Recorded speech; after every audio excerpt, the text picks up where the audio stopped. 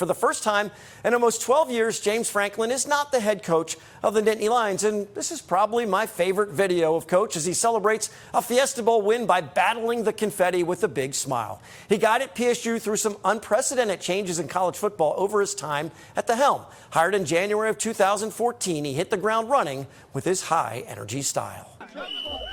I just started actually drinking coffee here recently in the last year, but I've always been a guy that up playing all day when I was a kid or working. New to the coffee world, the early riser becomes the 16th head coach in Penn State history and makes his priorities very clear from the start: family and recruiting. We are going to dominate the state. We are going to dominate the state. We are going to dominate the region.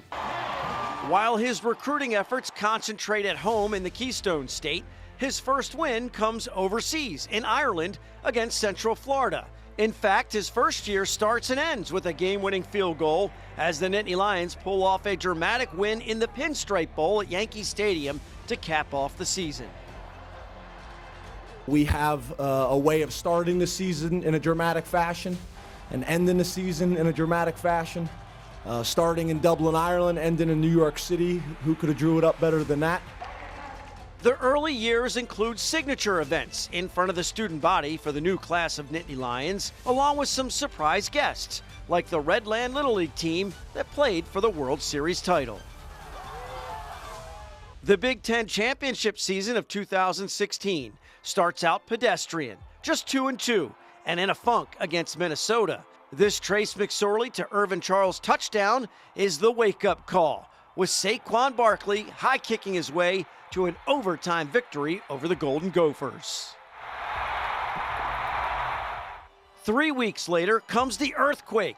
Marcus Allen blocks the Buckeyes' field goal attempt. Grant Haley scoops it up for a return for the ages.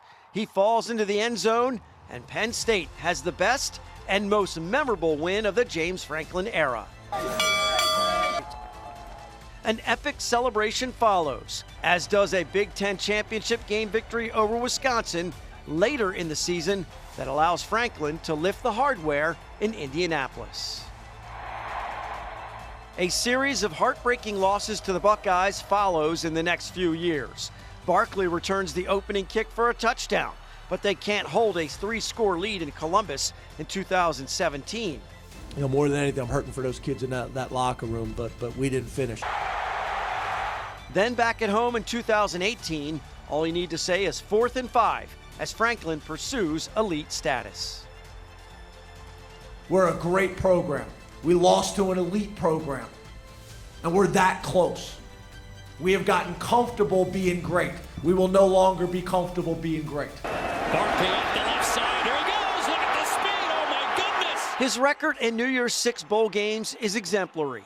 Fiesta Bowl victory over Washington after the 2017 season. That's what I came here for, baby. That's what I came here for. Micah Parsons wreaks havoc on Memphis in the 2019 Cotton Bowl. A Rose Bowl W against Utah after the 2022 campaign. And then in 24, back-to-back postseason victories. First, it's SMU in the first ever playoff game played on campus. Then a New Year's Eve dismantling of Boise State as the Nittany Lions claim ownership of the Fiesta. A few short months ago, they are the darlings of Big Ten Media Days and the gambling favorite to win the conference. Franklin goes all in by telling everyone this is the most complete roster he's ever had from top to bottom, including the coaching staff, even without his pocket aces, Abdul Carter and Tyler Warren. He was asked repeatedly about his 4-20 record against top 10 opponents. There is complete recognition and embracing what we got to do and where we got to go. And the best part about it, your question, is we're in total control of it, right? If we want the narrative to change, we got an opportunity to change it. We want people to shut up. We can shut them up real easy. So we embrace it all. The crushing setback as the home favorite versus Oregon proves it's easier said than done. a series of game day gaffes at UCLA, and then home versus Northwestern sealed his fate. And now there's a vacancy sign hanging on the door of his office as they look for a permanent replacement. Many of his current and former players and coaches have publicly expressed their love and support. Penn State fans appreciate his efforts, but are confident he's reached his peak at PSU. His services will be in high demand, and his numerous accomplishments are now part of the rich tradition of winning in Happy Valley.